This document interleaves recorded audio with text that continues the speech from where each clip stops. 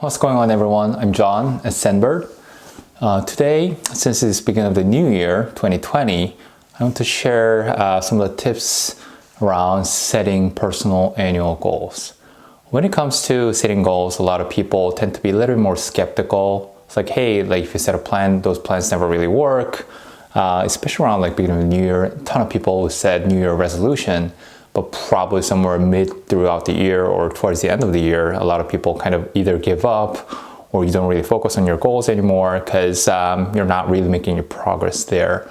So I want to share about 5 different tips that's related to setting goals so that you're not just sitting at the beginning of the year and kind of forget about it, but actually be able to execute on your goals. And hopefully by end of the year, you can look back at yourself. It's like, hey, I made so much progress this year. And then you can kind of reward yourself. So first tip is make your goal SAM. SAM stands for specific, actionable, and measurable. There are different variations like SMART goals, things like that, but I kind of want to make it very, very simple for people to kind of remember and follow. So SAM, specific, actionable, and measurable. Just to give you an example, at the beginning of the year, you set a goal like, hey, I want to eat a little bit more healthier this year. Well, what does that even mean? Do you mean eating less carbs? Do you mean eating more vegetables or cutting down your calories? It's kind of vague. So towards the end of the year, let's say you want to look back, and it's kind of very, very subjective how you can actually, measure or whether you've been successful or not.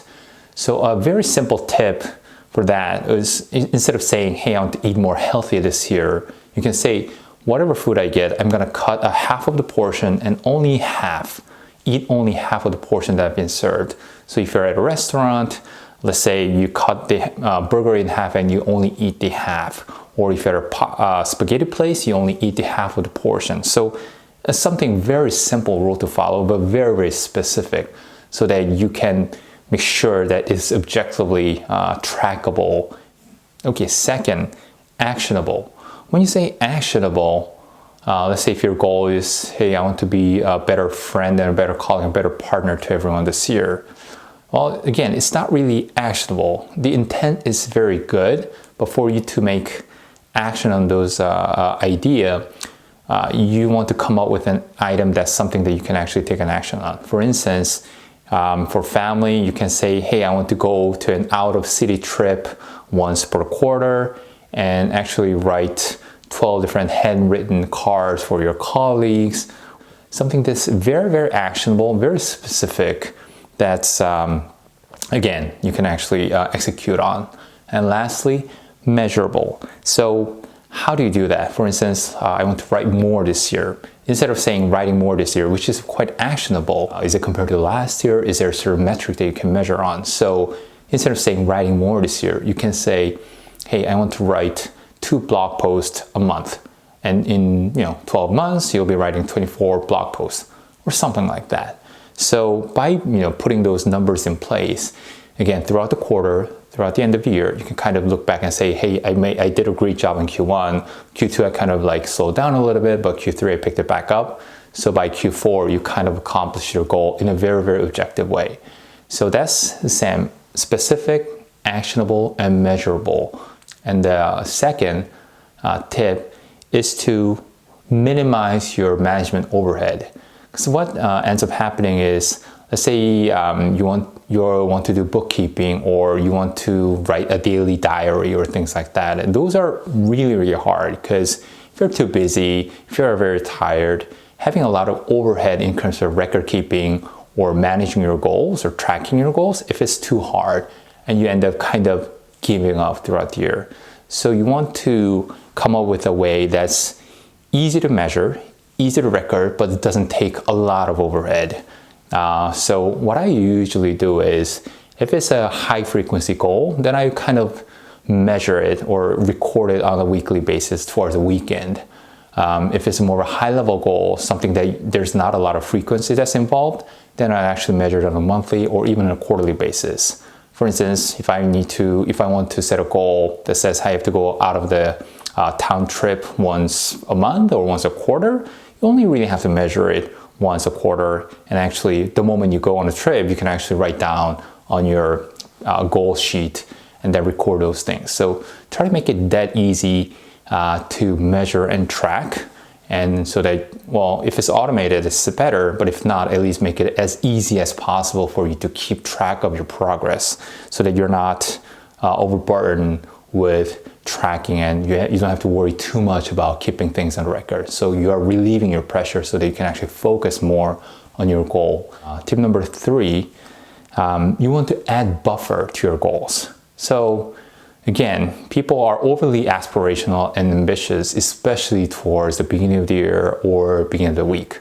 So you set goals like, hey, I want to go to the gym 3 times a week, 4 times a week. And then the issue with those like kind of very aggressive and tight goals, maybe there are people out there who go to the gym 5 times a week, that's sort of fine. But for most people, actually setting very aspirational goals are very, very hard to achieve.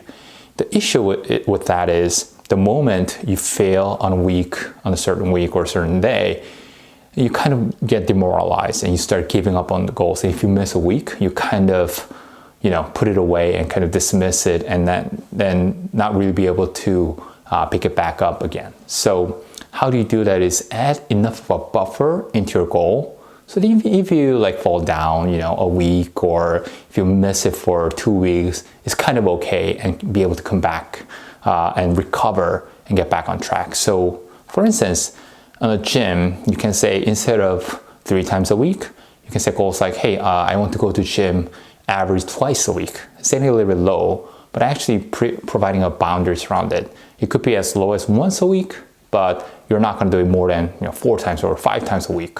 So you're kind of giving yourself some wiggle room. So for a certain week, let's say you had a lot of business trip, you're super tired, you know that you're on track if you only go to the gym once a week, or once that week. And then maybe in a certain week throughout the month, maybe you feel a little bit more high in energy, and you go to your gym maybe 3 or 4 times that week, and you kind of made up and got back on track for that month. So you're kind of giving yourself a little bit of buffer around your goal so that you're setting you're up for success, and then prevent you from getting demoralized. Because the ultimate purpose of goal setting is not just to hit those goals, but actually be able to gain the confidence, really build the momentum so that you continue to make progress and not give up, and build more confidence so you can actually set higher goals next year, so you can continue to build a positive mindset. Tip number 4, you want to reward yourself often for whatever reasons. One thing that people don't do a good job of is rewarding yourself and celebrating your own victories. It's kind of embarrassing or cheesy, and you should not feel that way, because it's really important to understand how your brain functions, right? There's a dopamine effect that you want to tie your celebration and reward, kind of associate that with your wins of hitting those goals.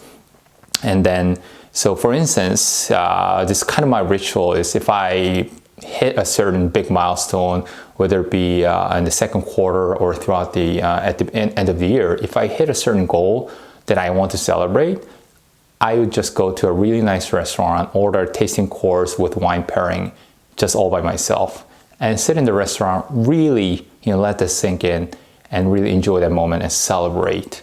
And those things, although may feel a little bit embarrassing at first, once you do it, your brain kind of remembers that moment, because your dopamine gets released and you're kind of associating that very positive and deep and emotional experience with your own milestones. And you want those things to be close together so that whatever your brains are being fired up, you're making the association with the reward you're giving yourself, whether you're going on a nice trip or getting something nice for yourself. It doesn't have to be super luxurious or extravagant, but as long as you're associating a positive experience with the goals you're hitting, you can continue to build a muscle to do greater things and strive for greater goals. Tip number 5 is to create a portfolio of goals. Again, when I set these goals across 4 different categories, I usually put maybe 3 to 4 items, actionable goals per category,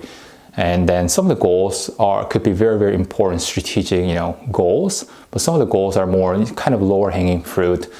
Is there to really help you again regain the momentum, regain your confidence.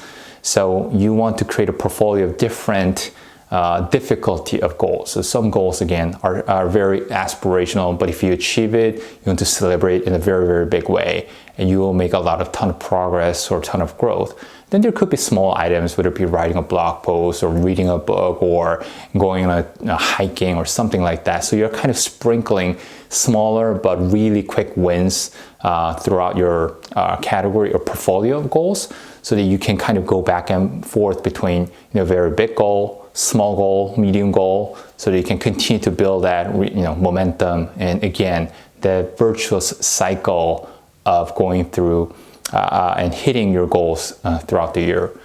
And again, kind of my best practice that worked for me so far is to set up a one-page sheet that's broken down by quarterly, and you measure on a quarterly basis. And again, that's divided by 4 different dimensions of goals.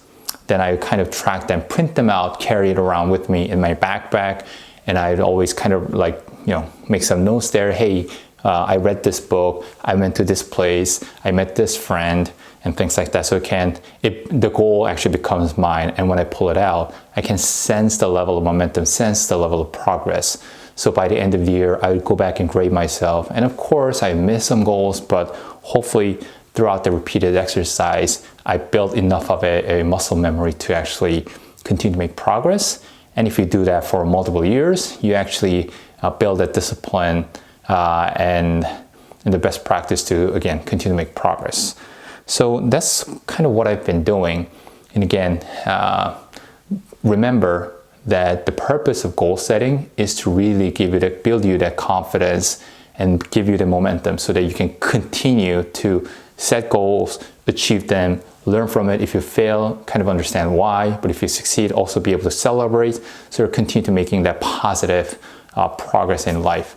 And I think some of the research says if you just by having the act of writing down your goals, it increases the chance of you achieving that goal by just 42%, which is phenomenal. So, and I've seen a lot of that success and progress myself.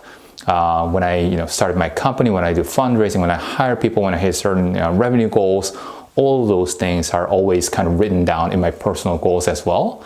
And then, sometimes you miss them, but sometimes you hit them. And then throughout the course of a decade or so, you come to believe that when you write these goals, you can actually achieve them and then continue to get better at them. Okay, we talked about 5 different tips for setting goals and achieving them. First is make your goals SAM, specific, actionable, and measurable. 2 is to minimize your management overhead, so you make it that easy to track them, manage them throughout the year. 3, add buffer to your goal so that you have the room to wiggle and be a little more flexible and get back on your track without that sense of guilt. 4 is to reward yourself often for whatever different reasons. So you're again associating a positive dopamine effect with your actual goal achievements and progress. And 5th is to create a portfolio of goals. You might have really hard and difficult stretch goals, but you also want to sprinkle it with medium-sized goals and small goals. So again, you're kind of building the momentum and the confidence. So hopefully you'll find this video helpful, and then I look forward to the next session. Thank you.